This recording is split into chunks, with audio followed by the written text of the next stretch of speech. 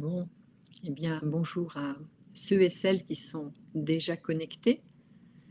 Et puis, nous allons attendre une petite minute tranquillement, le temps que les gens puissent prendre le temps de pause pour écouter ce webinaire que je suis ravie de vous présenter aujourd'hui.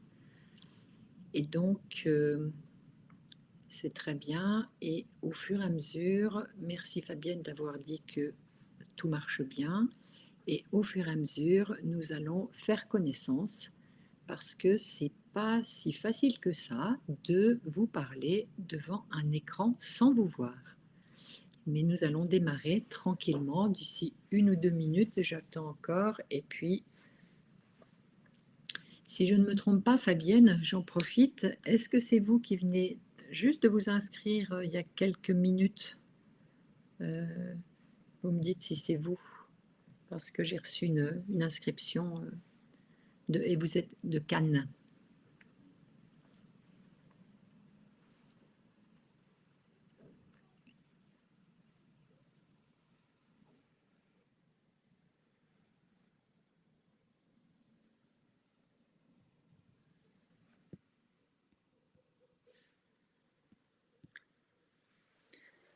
Bon, eh ben c'est très bien, Fabienne. On va prendre soin de vous. Alors, pour des raisons euh, de facilité de bande passante, pour qu'il n'y ait pas de coupure, ce que je vais faire, je vais enlever ma caméra. Et puis, quand on discutera un petit peu ensemble et tout, je la remettrai tout à l'heure. Mais pour présenter le début de la conférence, je vais supprimer la caméra juste pour une histoire de bande passante, de la qualité de la bande passante. Donc, je désactive et puis nous pouvons démarrer. Voilà, donc, eh bien, bienvenue à tout le monde. Nous sommes ici pour l'épisode 3 du cycle de conférences Urkind. Urkind, c'est un mot qui vient de maternologie, pour ceux à qui ça parle. Et puis, Ur, en allemand, veut dire la préhistoire, Kind veut dire l'enfant. Donc, Urkind, c'est l'enfant à l'origine du monde. Et puis, donc, c'est tout un concept qui m'anime depuis 10 ans et qui est un concept de psychologie positive. Aujourd'hui, ce n'est pas coutume, nous n'allons pas parler un petit peu quand même, nous allons parler un peu des mères, des bébés, des pères, mais nous allons surtout parler de nous, de vous en tant que soignants, sur la santé mentale du soignant en périnatalité. Et bien évidemment que cette santé, c'est un enjeu essentiel. L'enjeu essentiel sous la forme de poupée russe, je ne vous apprends rien, qui est si nous voulons qu'une mère prenne soin de son bébé, qu'un couple prenne soin de son bébé, eh bien, il s'agit que ce soit des soignants qui les accompagnent pour prendre soin. Et pour ça, il faut que ce soit des soignants qui soient bien accompagnés. Donc la bientraitance, elle passe du soignant aux parents, au bébé. D'abord, mais surtout prendre soin de vous en tant que soignant. C'est en tout cas notre sujet aujourd'hui. Donc, je teste. Ok, mais peut-être une première chose pour ceux qui veulent, est-ce que vous pouvez, comme ça permettra aux autres d'arriver, est-ce que vous pouvez noter votre profession, votre exercice et tout ça, ces réactions, dans le fonctionnement, j'ai besoin que ce soit dans le chat parce que c'est pas comme Zoom, vous pouvez pas lever la main donc chaque fois que vous avez un questionnement, quelque chose qui vous plaît pas, n'hésitez pas, notez-le dans le chat. Mais dans l'immédiat, j'aimerais bien savoir, pour ceux qui sont déjà arrivés là, votre profession et votre exercice. Quand je dis exercice, vous êtes en libéral, vous êtes en institution, vous êtes dans quel secteur vous fonctionnez. Donc ça, si vous voulez bien le noter, ça me permettrait de savoir un petit peu qui vous êtes. Voilà, ok, donc Voilà, ça commence à arriver, sage-femme en hôpital de niveau 2, ok. Et puis, comme ça, j'aime bien savoir parce que parfois, il y a des sages-femmes, il y a des médecins, il y a des psys, des éducateurs, donc c'est très sympa pour moi de savoir où vous êtes. Donc, Noémie, c'est sage-femme hospitalière en niveau 2B, d'accord. Et en Île-de-France, ok. Si ça me permet, super. Eh bien, bienvenue Noémie. Voilà, Marine, Marjorie, puéricultrice, réanimation néonatale, Marjorie. Très bien, super. Donc, on voit un petit peu qui vous êtes. J'exerce en maison de santé pluridisciplinaire, en CPTS. Très bien, Maria. En réa néonatale avec Marine. Ok. Bon, ben, merci beaucoup pour tous ces retours. N'hésitez pas à continuer à noter dans les retours pour que je puisse avoir toutes ces informations. On y reviendra tout à l'heure. Une chose également, c'est que nous sommes dans la santé du soignant, la santé mentale du soignant. Pour pouvoir faire lien avec vous, plutôt que de vous donner des grandes théories, hein, j'aimerais bien savoir quels défis vous rencontrez dans la gestion de votre bien-être. C'est quoi votre problématique pour être bien au travail? Quel est votre... Et puis, comment ça affecte votre travail au quotidien? Et puis, bien évidemment, à quel horizon souhaitez-vous voir des améliorations dans votre bien-être ou celui de votre équipe? Donc ça, vous pouvez me répondre aussi, comme ça on les reprendra à la fin de mon petit exposé, hein. Et puis ça me permettra de vous faire des réponses personnalisées, plutôt que de vous donner des grands titres. Je vous laisse une minute pour répondre aux défis que vous rencontrez. Donc, qu'est-ce qui vous empêche d'être super bien dans votre travail? Ou qu'est-ce qui fait que vous êtes super bien dans votre travail? Et puis, est-ce que ça affecte votre travail au quotidien ou pas? Et est-ce que vous voulez des améliorations dans votre bien-être ou pas? Voilà, si vous pouvez me noter quelques éléments. Et puis, je vous rappelle, c'est simplement parce que comme ça va me permettre à la fin, enfin d'ici un quart d'heure, un bon quart d'heure, 20 minutes, c'est de reprendre vos remarques et puis de vous faire un retour vraiment individualisé. Alors, le temps que vous faites vos devoirs, hein, que vous écrivez, pardon de le dire comme ça, on va avancer tranquillement dans ce webinaire qui passe généralement très très vite. Donc, ensuite,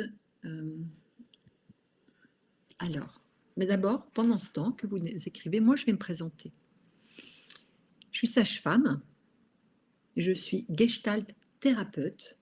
La gestalt, c'est un outil, si vous voulez. S'il y a une question dans le chat, je vous expliquerai ce que c'est que la gestalt. Pour plus d'informations, peut-être que même le prochain webinaire sera sur qu'est-ce que la gestalt en thérapie. Je suis directrice de Natal Formation, j'adore faire des conférences en présentiel quand je vois tout le monde en face de moi et que je peux échanger des sourires ou des clins d'œil ou des haussements d'épaules, mais là je ne vous vois pas, donc merci le chat. Et puis donc j'ai créé ce concept Urkind dont je vous parle, et puis je suis auteure, très fière, il y a un petit livre qui vient de sortir là qui s'appelle La légende de l'Urkind et qui raconte les premiers regards mère-bébé. Et c'est une légende, c'est un conte initiatique, donc très fier. Il vient juste de sortir. J'ai un fil rouge, c'est moi d'abord et les autres en même temps. Aujourd'hui, on a beaucoup de moi d'abord, hein. Tiens, en politique, en ce moment, ils nous le font beaucoup, hein. Ça c'est du moi d'abord. Ne pas oublier les autres en même temps. Ça veut dire quoi cette phrase-là? D'abord, ne pas s'oublier soi, ça me semble fondamental. J'ai une amie thérapeute qui dit pour savoir où tu en es, c'est simple. Tu as une baignoire, tu remplis cette baignoire-là avec tout ce qu'il y a de bon, ce dont tu as besoin, tout ce qu'il faut pour te nourrir. Tu la remplis, cette baignoire-là, et tu profites. Et tout ce qui déborde de cette baignoire, tu l'offres au monde, tu l'offres aux autres. C'est cette histoire de moi d'abord. Les autres en même temps, c'est quoi? C'est que partir de l'idée que chaque fois que quelqu'un n'est pas d'accord avec moi, eh bien, ça me permet de nourrir ma réflexion. Et puis, les autres en même temps, c'est pouvoir prendre soin et encore les poupées russes, hein, je peux prendre soin à condition qu'on prenne soin de moi. C'est un très bel équilibre. Pardonnez-moi, j'ai écrit cette phrase-là, faut pas déconner. Pardonnez-moi. Parce qu'aujourd'hui, je pourrais vous faire un webinaire de 45 minutes sur du yaka. Il faut que, voilà ce que disent les recommandations, voilà les soignants, voilà le nombre de souffrances au travail, mais ça, vous le lisez partout. Donc, je vais essayer de le faire plus quelque chose qui serait plus, pardon l'expression, intimiste entre vous et moi. Et pour ça, je vais commencer par un mea culpa. Je vais commencer par moi. Parce que je pense que c'est un philosophe, la dernière fois, je lui disais, tu sais, j'anime des formations sur la bientraitance, sur comment être bientraitant. Et donc, il a souri, puis il m'a dit, c'est pas une bonne question. Bon, c'est quoi la bonne question? Ce qu'il a répondu, c'est impossible d'être bientraitant tout le temps. Tout le temps, c'est vraiment, c'est illusoire. Ce qui est possible, par contre, c'est de se dire à la fin de la journée à quel moment j'ai été bientraitant. Comment j'ai été bientraitant envers moi-même, comment j'ai été bientraitant envers les autres, et de voir à l'intérieur de soi comment ça fait du bien d'être bientraitant pour soi, d'être bientraitant pour les autres. Et pour ça, eh ben, ça veut dire faire un pas de côté. Et ce pas de côté, là, sur cette phrase-là, je vais commencer par un mea culpa pour vous montrer comment le prendre soin de l'autre ou prendre soin de soi, ça peut très vite s'enflammer et ça peut très vite passer en quelque chose qui n'est plus du tout, je dirais, adéquat, ni pour soi ni pour l'autre. Je vous raconte cette anecdote pour mettre tout le monde à l'aise, parce que je ne vais pas vous faire des grands discours, moi aussi je suis prise dedans. Et là, je ne vais pas me placer en disant, voilà, une patiente n'a pas été sympa avec moi. Je vais inverser les choses. On parle de beaucoup d'incivilité. Je vous raconte cette anecdote où je ne suis pas très contente de moi, mais bon, ça mérite de prendre du recul et de regarder ce qui s'est passé. J'arrive, je dois passer un examen médical, qui est un enjeu un peu important, même très important pour moi. C'est un scanner, une IRM, enfin je ne sais plus exactement l'examen. Et puis, donc c'est un médecin qui est passé par l'hôpital. L'hôpital doit rappeler le centre où je dois aller, et puis que ce soit donné à la secrétaire pour donner l'ordonnance. J'arrive et je dis, j'ai pas d'ordonnance. Je suis hyper speed, j'ai très très peur. Je vais le dire, j'y reviendrai tout à l'heure, tout à fait dysrégulée. Je ne suis plus capable de prendre du recul, je suis totalement dysrégulée, tellement je suis inquiète, tellement j'ai peur du résultat de cet examen. En face de moi, j'ai une secrétaire médicale qui, pour des raisons que j'ignore, est elle aussi totalement dysrégulée. Est-ce qu'elle a des problèmes dans sa vie? Est-ce qu'elle est en surcharge de travail? Est-ce qu'elle est... Je ne sais pas, je ne sais pas. Toutes ces questions-là, je ne me les pose pas dans l'immédiat. Je suis dysrégulée, mon cerveau ne fonctionne plus. Donc j'arrive, je suis presque tremblante devant elle. Et à ce moment-là, elle me dit, votre ordonnance? Je n'ai pas d'ordonnance. Elle me dit, bah, comment ça, pas d'ordonnance? Et voilà, elle commence, elle dit, mais je ne vous trouve pas, c'est quand même inadmissible, tous ces gens qui arrivent sans ordonnance, et ci, et ça, et c'est... Je lui dis, mais appelez l'hôpital, ils vont vous la donner, l'ordonnance. Oui, ben voilà, en plus, c'est à moi de faire le boulot, d'appeler et tout. Je sens que moi, je monte, elle monte aussi dans l'autre sens.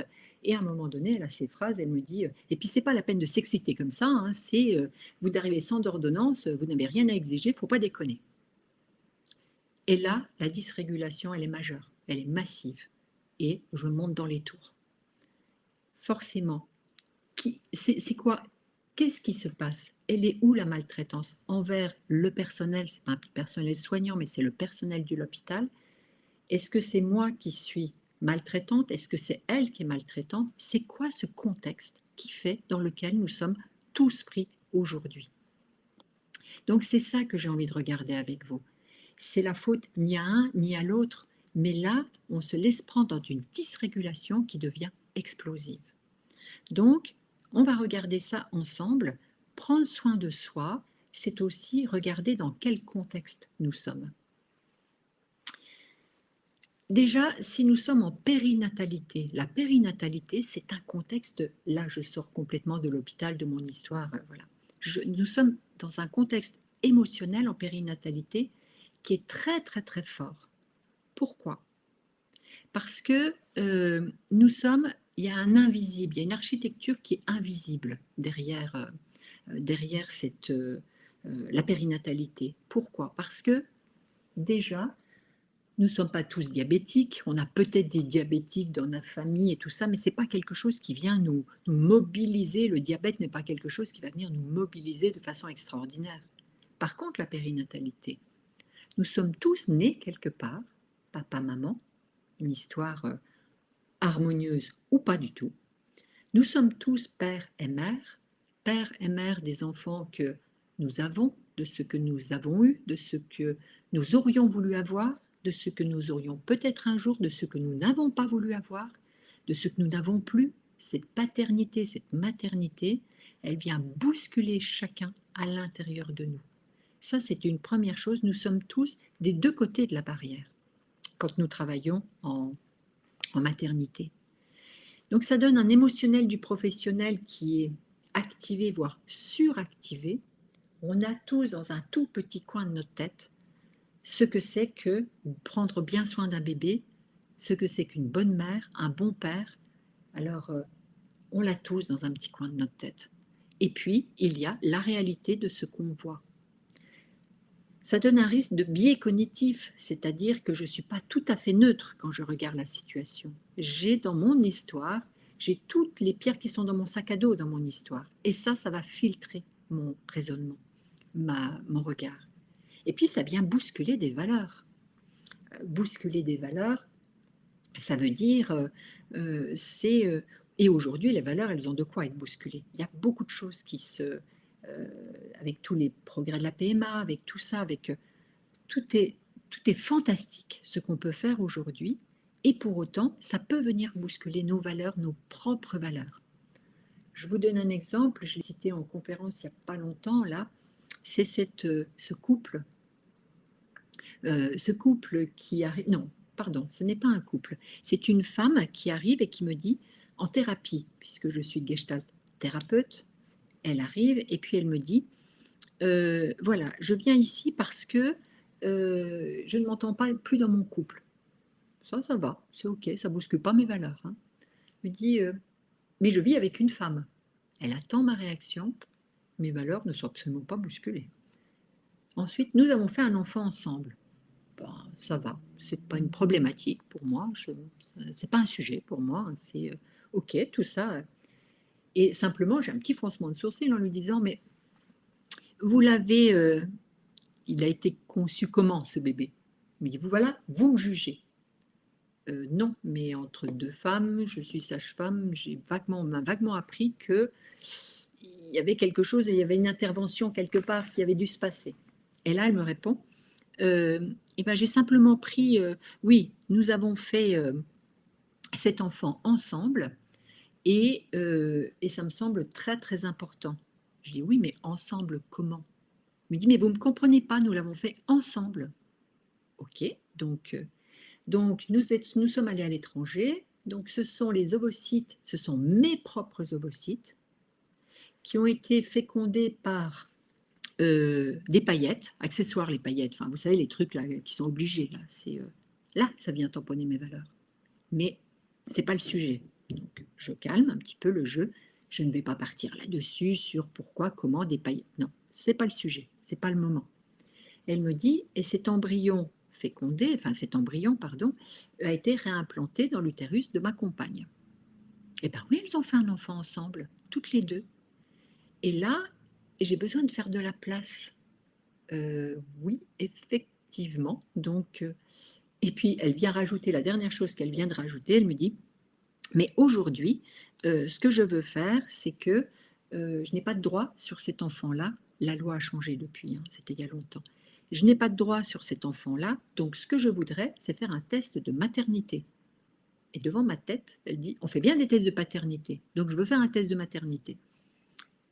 Et là, je ne suis pas, mes valeurs ne sont pas bousculées, mes valeurs ont besoin d'être élargies. Et ça prend un petit peu de temps. Donc pourquoi je vous raconte tout ça? Pour parler du soignant. Parce que ça, c'est quelque chose qui va prendre de l'énergie au quotidien, qui va nous prendre de l'énergie.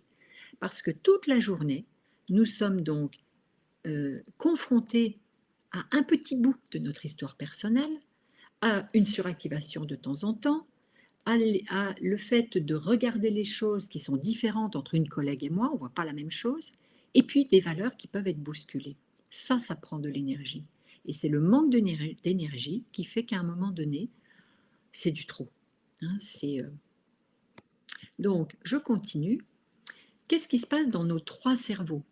Ce que j'essaie de vous faire aujourd'hui, et ce que je suis en train de vous faire là maintenant tout de suite, c'est que j'essaie de vous emmener vers un processus de régulation, ce qu'on appelle en neurosciences affectives de la régulation affective.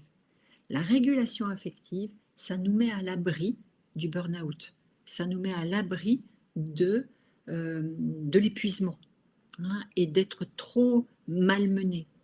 Comment on la fait, cette régulation affective? Il faut, bien sûr, c'est pas en claquant des doigts, hein, mais j'essaie de vous expliquer le principe. La première chose, on le verra tout à l'heure, c'est de gérer le somato-affectif à l'intérieur de moi. C'est de penser les choses, qu'est-ce qui est en train de se passer, et puis la dernière chose, c'est comment j'interagis avec les autres. Le somato-affectif, le réflexif, l'interactif. Là, je viens vous chercher dans votre réflexif, c'est-à-dire que je vous apprends des choses, ou je vous montre des choses que vous prendrez peut-être ou pas. C'est le fonctionnement cérébral. Trois cerveaux. On connaît toute l'anatomie, hein, toutes et tous l'anatomie, hein, c'est le cerveau cortical. Le cerveau cortical, c'est quoi? Vous savez, c'est quand on se tape sur le front, avec trois doigts là, on se tape sur le front et puis on dit, mais est-ce que tu vas comprendre ce que je te dis? Voilà, c'est ça. Ou alors dire, ah, j'ai une idée, et on se tape sur le front. Ça, c'est le cortical. Premier cerveau. Deuxième cerveau, mettez vos deux mains sur vos oreilles, et là, vous dites, mais ce truc, ça me prend la tête. Là, on est dans le limbique. Le dernier cerveau, qui est non conscientisé, l'archaïque, c'est ce qui, derrière la tête, sur l'occiput, là, qui vous met un coup de massue derrière la tête et qui vous laisse sans voix. Hein, ces trois cerveaux fonctionnent tout le temps chez l'individu. Mais comme le cerveau se fatigue très très vite, ce qui se passe, c'est que le cerveau, un des cerveaux suractivés éteint l'autre. C'est-à-dire quand je suis vraiment en train de réfléchir, je suis plongée dans quelque chose, et ben j'ai plus faim, j'ai plus soif, je ne peux même plus aller faire pipi, je pense à rien d'autre. Je suis plongée dans quelque chose. Et je suis plongée, par exemple, dans la technique obstétricale, dans les protocoles, là, voilà, je suis vraiment plongée là-dedans. Et ça éteint le reste. Si je suis dans le limbique, dans l'émotionnel, l'émotionnel, c'est je suis très très très en colère, comme moi face à cette secrétaire médicale, et je dysrégule, je ne trouve plus mes mots, je cafouille, et ça, et là on va me dire, mais j'arrive même plus à réfléchir. Et le troisième, le cerveau archaïque, là, c'est quand je suis en danger de vie et de mort, c'est je vois une mère avec un bébé et ça me rappelle moi, enfin il y a quelque chose de moi qui vibre, le bébé que j'étais vibre, et à ce moment-là, ces hurlements de bébé me sont insupportables. Et là, ça c'est le cerveau archaïque qui est en route. Quand on... Pardon. Hop, je vais essayer. Ces trois cerveaux s'activent et se suractivent. Quand on est pour se protéger d'un trop-plein d'informations, pour prendre soin de soi, ce qui me semble indispensable, c'est de savoir, de faire l'état des lieux, où vous en êtes face à telle situation, où vous en êtes dans ces trois cerveaux, lequel est suractivé. Pour ça, je vais vous proposer un un cas clinique. Un cas clinique, je vais vous faire travailler un peu là, c'est je suis en formation avec une équipe de néonates, puériculture. Et puis, il y a un conflit dans l'équipe. Il y a un conflit, et à un moment donné, et ça monte dans les tours, ça se bagarre, ils ne sont pas d'accord. C'est quoi la problématique? Je vous la livre. Il y a la cadre qui explique que il est interdit à toutes les équipes de prendre un bébé dans les bras et de lui faire plein de bisous pour le calmer en l'absence des parents. C'est hors de question, vous prenez la place des parents. Donc, vous n'êtes pas là pour ça, vous êtes là pour faire du soin. Tous vos envies de faire du cocooning avec les bébés n'ont pas lieu d'être là. Vous laissez cet enfant là où il est, vous n'avez pas à le prendre et à lui faire des tas de bisous et des tas de câlins. C'est hors de question. Vous prenez la place des parents. À côté d'elle, une aide-soignante qui est proche de la retraite et qui dit: moi, toute ma vie, j'ai cocooné les bébés. Vous croyez quand même pas que je vais le laisser hurler toute la nuit, hein, avec tout cet effort que je fais et tout, parce que tout simplement, pour respecter vos consignes. C'est hors de question. C'est hors de question. Moi, le bébé, vous pouvez me mettre un blâme, je le prends et je fais des câlinous. Et là, j'aimerais bien, dans le chat, si vous voulez bien, comment vous vous positionnez face à cette problématique? Qui a raison? Qui a tort? Est-ce que c'est la cadre? Il ne faut pas remplacer les parents. Est-ce que c'est cette bonne nounou, hein, qui dit il ne faut pas laisser pleurer les enfants? J'aimerais bien, si vous voulez me répondre dans le chat, j'aimerais bien avoir votre réponse par rapport à ça. Votre réponse par rapport à ça, parce que je reviens à mon sujet, c'est comment je prends soin de moi dans cette situation. Moi d'abord, bien sûr, le bébé, la mère, mais comment je prends soin de moi? Comment ça vient tamponner mes valeurs? Donc, comment je me positionne par rapport à cette situation? Et des situations comme ça, vous allez en rencontrer plein, hein, des situations dans votre pratique de tous les jours où il y a qu'à, ça ne correspond pas à vos valeurs, oui, mais qu'est-ce que je fais? Comment faire? Comment faire les choses? Donc ça me semble très important. Et par exemple, Marjorie dit, c'est normal de ne pas vouloir remplacer les parents. Hein, donc, c'est plutôt la cadre qui a raison. Et vous en pensez quoi? Je vous laisse répondre pendant quelques minutes. Alors, et je continue. Qu'est-ce que vous auriez fait, vous? Qu'est-ce que vous répondez à la cadre? Qu'est-ce que vous répondez? Hein, c'est personne. Oui, il n'y en a pas une qui a raison, il n'y en a pas une qui a tort. Mais comment on va faire? Hein, on peut être moins catégorique. Hein. Et je pense, en tant que soignant, on doit pouvoir répondre aux besoins de l'enfant, mais on peut aussi expliquer aux parents ce qu'il en est. On ne prend pas la place, on répond aux besoins de l'enfant. Oui, toutes ces discussions, elles ont lieu. Et puis, il y a quelqu'un qui dit, oui, mais vous faites mieux que moi. Vous lui faites des bisous pendant que je ne suis pas là. Et puis d'autres vont dire, comment on va faire par rapport à ça? Il y a des limites entre faire des bisous et prendre dans les bras. Ben oui, c'est ni l'une ni l'autre, un temps d'échange pour mettre à plat tout ça. Merci vraiment de vos retours. Merci de vos retours, parce que tout ça fait que, qu'est-ce qu'on peut faire avec tout ce qui se passe? Là, je vous propose un petit exercice pour prendre soin de vous, et pour pas monter en énergie, là, de régulation affective. Respirez tranquillement pour faire de la place. Faire de la place, ça veut dire quoi? Ça veut dire, et vous l'avez fait, hein, il y en a pas mal qui l'ont fait, c'est faire de la place pour que les deux soient vrais. Et on fonctionne souvent, c'est noir ou blanc, c'est oui ou non, c'est noir ou blanc, c'est ce qu'on nous a appris. Hein. Et là, l'idée, c'est de dire, non, les deux ont raison, vous avez parfaitement raison, les deux ont raison. Écoutez votre cerveau et faites un état des lieux. Le cerveau de tout à l'heure. Hein, le cerveau de tout à l'heure. Merci de toutes vos réponses qui continuent à apparaître là. C'est, est-ce que vous êtes dans la technique, enfin le cortical? c'est en théorie, on ne doit pas remplacer des parents au niveau de l'asepsie, au niveau du temps, au niveau de est-ce que c'est ça qui s'active? Moi, voilà, j'active au niveau de ce qui se fait, ce qui ne se fait pas, et selon la théorie de l'attachement, la théorie de tout ce que j'ai en tête, j'agis en fonction. C'est votre cortical, c'est votre cerveau cortical. Vous savez, je me tape sur le front, là, et je me dis, c'est ça qui fonctionne. Ou alors c'est le limbique. Ça peut être, bon, on ne va pas me dire ce que je dois faire, hein, et puis que ça commence à m'énerver, c'est tout le temps comme ça, les autres ont tort, moi je sais que j'ai raison, puis je ne vais pas laisser ce tout petit hurler, sinon il va désaturer, donc vraiment et puis je commence à en avoir marre, et puis c'est toujours comme ça, et puis vous voyez, là ça monte dans les tours, le limbique. L'archaïque c'est quoi?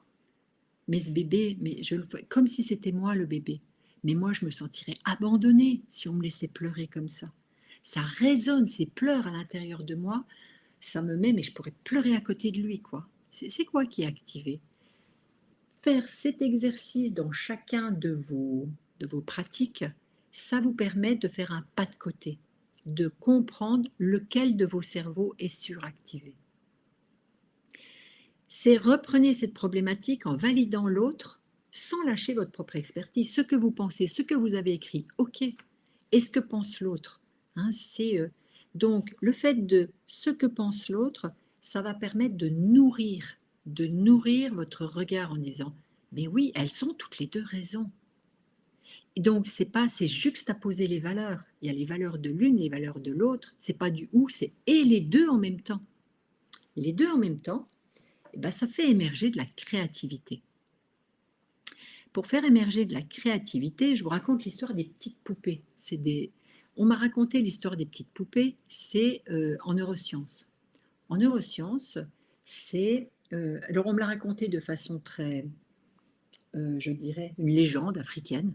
Et puis, façon neurosciences. Légende africaine, c'est quoi? C'est que quand je suis pris dans un dilemme, c'est-à-dire, je veux quitter ce poste, je n'en peux plus.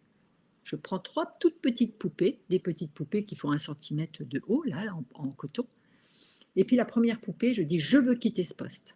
J'en ai ras-le-bol, je veux quitter ce poste. Et je la mets sous mon oreiller, je la pose devant moi. Et je lui explique pourquoi je veux quitter ce poste. La deuxième petite poupée, je lui explique, j'ai toujours adoré faire ce métier. Je suis vraiment faite pour ce métier, j'adore faire ce métier. Et quand je vois, je sais que je suis vraiment à ma place, quoi. Et je pose. Et la troisième petite poupée, qu'est-ce qu'on pourrait lui dire? On pourrait lui dire, moi, ce que j'aimerais, c'est, en fait, j'aimerais voyager. J'aimerais aller voir la naissance, comment ça se passe dans les autres pays. Ça pourrait, Et chaque fois, je mets du oui mais, parce que la première, c'est, normalement, si je me dis, je voudrais faire ça, oui mais, je voudrais faire ça, oui mais, je voudrais faire ça, oui mais.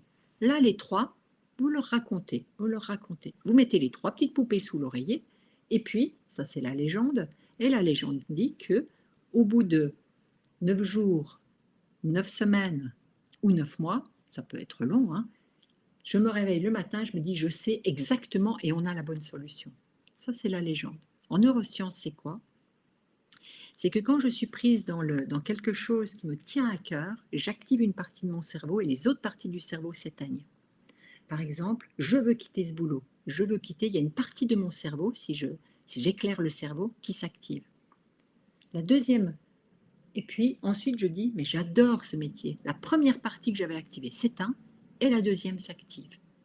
Et puis après, je dis, mais ce que j'aimerais, c'est voyager. Les 2 premières parties s'éteignent et la troisième partie s'active. Et donc, c'est pour ça que je suis toujours dans le oui mais. Là, si j'active les 3 en même temps, puisque j'ai confié aux 3 petites poupées, j'active les 3 en même temps. Il y a de nouveaux réseaux qui se construisent pendant mon sommeil, puisque le cerveau en plasticité neuronale va travailler toute la vie. Et à ce moment-là, ce qui va se passer, c'est que je vais trouver une solution qui n'existait pas avant parce que je vais faire preuve de créativité. Et donc là, je vous repose la même question avec tout à l'heure cette histoire de néonate. Qu'est-ce qu'on pourrait inventer pour ouvrir une nouvelle voie qui ne soit pas du Oui, mais si on fait ça, oui, mais je peux expliquer aux parents, oui, mais les parents, ils vont me dire qu'on n'a pas touché leur enfant, pas de faire des câlins. Oui, mais bisous, vous avez dit tout à l'heure, bisous, c'est pas la même chose que prendre dans les bras, c'est où la limite? Si on ouvrait une nouvelle voie, ce serait quoi? Est-ce que vous avez des idées par rapport à ça, qui reviennent un petit peu à ce que vous avez dit, mais est-ce que là, par rapport à ce que je viens de dire, vous avez une nouvelle information qui pourrait dire, bon, on pourrait peut-être faire ça. Hop, quelque chose qui vous vient là. En attendant que vous réfléchissiez, je vois que quelqu'un a écrit, et ça c'est intéressant parce qu'on met tout le monde a raison dans l'histoire. Comment on fait pour faire pour que tout le monde ait raison? Comment prendre soin de soi? Je n'annule pas mes valeurs, je prends soin de ce que je suis, je prends soin de l'autre, je prends soin de mes collègues, je prends soin de cette carte, je prends soin. Comment je fais? Co-construire l'accompagnement des enfants avec les pros, les usagers. Marjorie, elle dit, bah, je ne sais pas. Et là, en pratico, merci de ces réponses, je vous laisserai un petit peu cogiter aujourd'hui sur qu'est-ce qu'on pourrait inventer. La créativité, c'est vraiment du nouveau. Je vous raconte ce qui s'est passé. Comment on a inventé du nouveau dans cette salle de formation. Et bien, ce qui s'est fait dans cette salle de formation, chacun a émis les plus, les moins, les pourquoi, et puis on a considéré que tout le monde avait raison, et on est revenu à vraiment de la respiration et de la bientraitance pour chaque personne qui était là. Et ce qui a été inventé, c'est que dans cette équipe, le soir, on demande aux parents maintenant de mettre des bisous magiques, des bisous invisibles, en dessous de la petite couette du bébé ou du petit matelas du bébé. Et ils mettent des bisous de cette maman, du grand frère, de la grand-mère. Il y a plein de bisous, même que ça fait presque une bosse sous le petit matelas, tellement il y a de bisous qui sont mis. Et puis, l'aide-soignante, quand elle vient, elle prend les bisous, elle les met dans sa main, et puis elle va poser ses mains sur l'enfant, elle va poser ses mains en lui disant, ah, ça c'est un gros bisou, oh, ça doit être ton grand-père, ça doit être ton petit frère, ça. Et elle vient. Et on ne touche pas pareil un enfant si on le touche avec les bisous dans les mains de toute la matrice de soutien affective, et si on touche ce bébé pour soi. Et donc, les retours que j'ai pu avoir, c'est tout ça, c'est bien sûr, ça fait un peu magique, mais les retours que j'ai pu avoir, c'est que les parents disaient le matin, est-ce que vous avez été obligé de prendre tous les bisous? Ils disaient, ah oui, on a tout pris, mais il en a bien profité cette nuit. Ou alors non, il a été très très calme, bah regardez, il en reste encore des bisous. Mais demain, vous pouvez en remettre des tout neufs si vous voulez. Ça a permis, cette créativité, cette douceur a permis de faire de la bientraitance pour tout le monde. C'est ça que j'essaye de vous dire, face à un mur, quand vous êtes face à un mur, à partir du moment où vous allez pouvoir prendre du recul et regarder ce qui est suractivé chez vous, c'est faire un pas de côté, pouvoir respirer, et il y a la solution, c'est toujours Anne Ancelin qui a écrit Aïe mes aïeux, ça vous parle peut-être, qui était une dame qui a vécu jusqu'à 100 ans, qui travaillait en généalogie, en psychogénéalogie. Elle disait toujours de deux choses l'autre.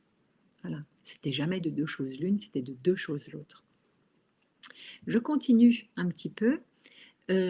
L'idée, c'est prendre soin de soi, et ben ça s'apprend. C'est tout. Ça s'apprend. Ça s'apprend comment? Bien évidemment, ici, donc je vous parle, je suis directrice d'un organisme de formation qui est aussi le sujet de vous partager tout ça, mais parce que vraiment ça me tient à cœur. L'idée, c'est de prendre soin de soi pour prendre soin de l'autre. Comment apprendre à prendre soin de soi? Comment on s'exerce à cette régulation affective dont je vous parle depuis tout à l'heure?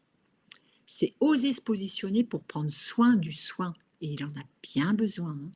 Surtout retrouver du sens à sa pratique et retrouver son élan professionnel seul ou en équipe. J'ai vraiment mis cette formation en place. Elle a été très difficile à mettre en place, surtout éligible au DPC, pour ceux à qui ça parle, mais simplement parce que, je le répète, moi d'abord et les autres en même temps. Comment prendre soin de soi? Eh bien, ça s'apprend. Je regarde l'heure, oui, un exemple de changement de paradigme. Je vous donne ça parce que j'ai longtemps animé une formation sur cette bientraitance, sur la régulation dans les équipes ou pour les professionnels libéraux ou PMI. Hein, et dans une équipe en particulier, plusieurs années de suite, on m'appelait en me disant: «Vous pouvez nous refaire une formation des belles chaussettes?» Alors, c'était un code entre nous. Je vous raconte l'histoire des belles chaussettes. C'est quoi l'histoire? Je suis thérapeute et puis j'ai un ami qui est thérapeute pour enfants.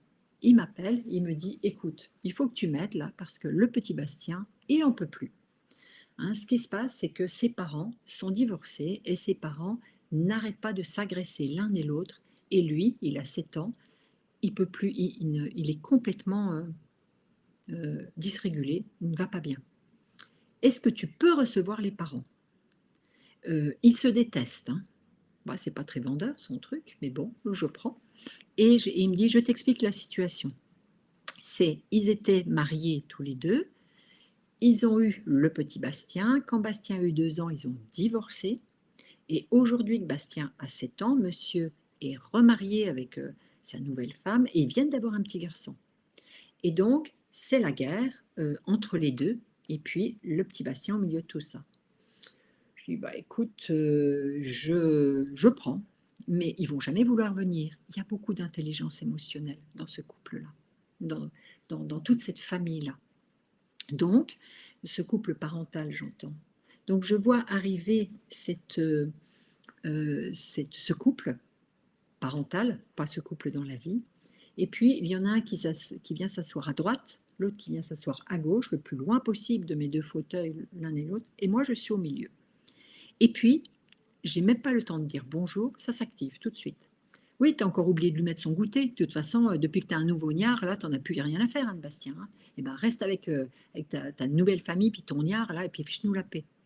Et en face, ça répond, le conjoint, enfin l'ex-conjoint répond, eh ben, qu'est-ce que tu peux être casse-pied, mais vraiment, mais je ne sais pas pourquoi j'ai fait un enfant avec toi. Hein, vraiment, j'aurais dû m'en rendre compte dès le début. Eh ben, tu vois, tu n'en veux pas de cet enfant-là, et ça y est, ça démarre. Et à ce moment-là, je ne peux pas en placer une. Et puis, ça commence à m'agacer un peu hein, aussi. Et là, je fais un stop, grand coup de frein. Je les regarde tous les deux, je leur dis: écoutez, j'ai un petit peu de comptabilité à faire, donc ça tombe bien. Pendant que vous vous battez, moi je vais faire ma compta, et puis c'est pas grave, c'est vous qui payez. Alors là, ils font alliance tout de suite hein, contre moi. Et là, ça commence, ils me regardent, ils me dévisagent tous les deux. Donc là, j'ai enfin une opportunité. Je dis: bah, sinon, on travaille. Le travail que je leur propose, je dis à madame, je dis: écoutez, ce monsieur-là, qui est le père de Bastien, le père de votre enfant, il faudrait trouver quelque chose. Qu'est-ce qui va bien chez lui? Quelque chose qui va bien. Et elle regarde, me dit: ah, rien. Et là, je confirme, je dis: ah ben, il oublie les goûters, il a un nouveau gnard, il va. Ouais, je comprends, il n'y a rien de bien. Hein. Et bien, quand même, l'exercice, c'est de trouver quelque chose de bien. Et je regarde cet homme-là parce que j'ai très très peur qu'il se lève et qu'il parte, donc je suis vigilante. Je vais m'asseoir à côté de cette femme, je dis: mais oui, mais il faut qu'on trouve quelque chose de bien. Allez, je m'assois à côté de vous, on cherche. Donc nous sommes 2 à le dévisager. Lui, il est en apnée. Je vérifie hein, qu'il ne se lève pas. Il se dit: ça y est, j'en ai 2 contre moi, j'aurais jamais dû venir. Je vois bien ce qui se passe dans sa tête. Et puis à ce moment-là, cette femme, elle me dit: bah, je trouve rien. Bah, je dis: bah, faut qu'on cherche. Hein. Et puis je baisse les yeux et cet homme-là, il a des chaussettes oranges avec des petits cœurs jaunes. Des petits cœurs roses, pardon. Et à ce moment-là, je dis: oh, les chaussettes. Et cette femme, elle s'active, elle dit: mais oui, il adore les chaussettes, il en a tous les pays. Il en a qui viennent. Bah, quand Bastien est né, on est allé en Grèce, je lui ai offert des chaussettes avec la carte de la Grèce dessus. Tu les as toujours? Il dit: oui, oui. Mais vous voyez, il en a plein. Oh, j'adore ça. Vraiment, c'est un truc. C'est vraiment, c'était un truc entre nous. Vraiment, j'adore. Et là, je la regarde et je lui dis: vous savez, quand Bastien rentre ce soir, ce que je vous propose, racontez-lui la collection de belles chaussettes de son père, et rien d'autre. Cette femme, elle est intelligente. Elle comprend ce que je suis en train de lui dire. Elle me regarde, puis elle me dit: ok, j'ai pigé. Ce monsieur me regarde et me dit: merci. Je ne les reverrai jamais. Je ne sais pas si les belles chaussettes ont suivi. Pourquoi je vous raconte ça? pour prendre soin de vous. Pour prendre soin de soi, c'est une façon, regardez les belles chaussettes de la vie.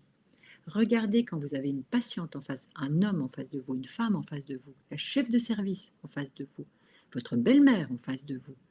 Regardez, cherchez-lui des belles chaussettes. Je vous assure, ça fait un bien fou. Ça fait un bien fou. Des fois, on ne trouve pas. Des fois, il faut bien, bien, bien chercher. C'est amusant. La personne qui est en face de vous, vous n'êtes pas en train de chercher. Elle le voit.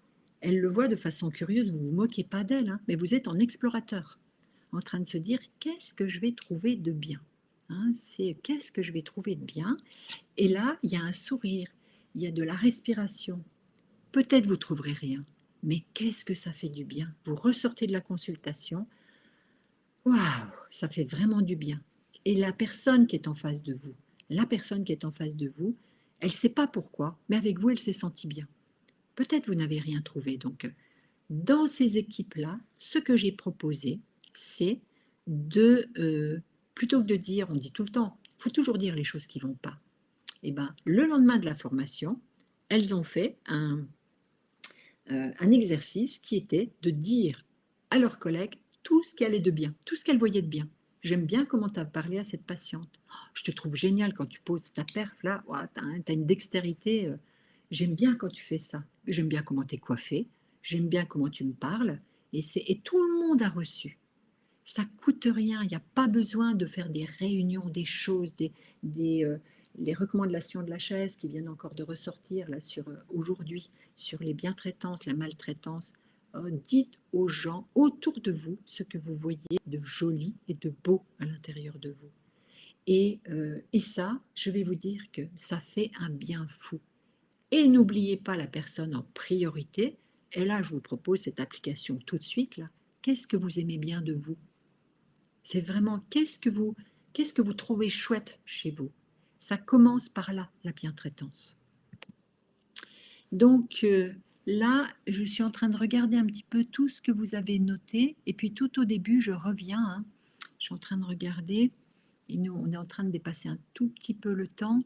Mais c'est... Voilà. Je suis en train de regarder sur s'il y a des questions que vous vous posez.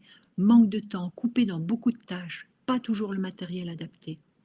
Oui, alors ça, c'est des choses, c'est évident. Hein, c'est évident que ça va venir couper et ça va venir faire monter, monter, monter, monter.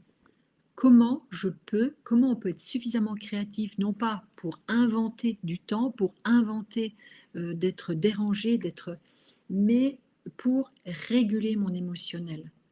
Comment je peux inventer une respiration, regarder dehors, simplement prendre soin de moi,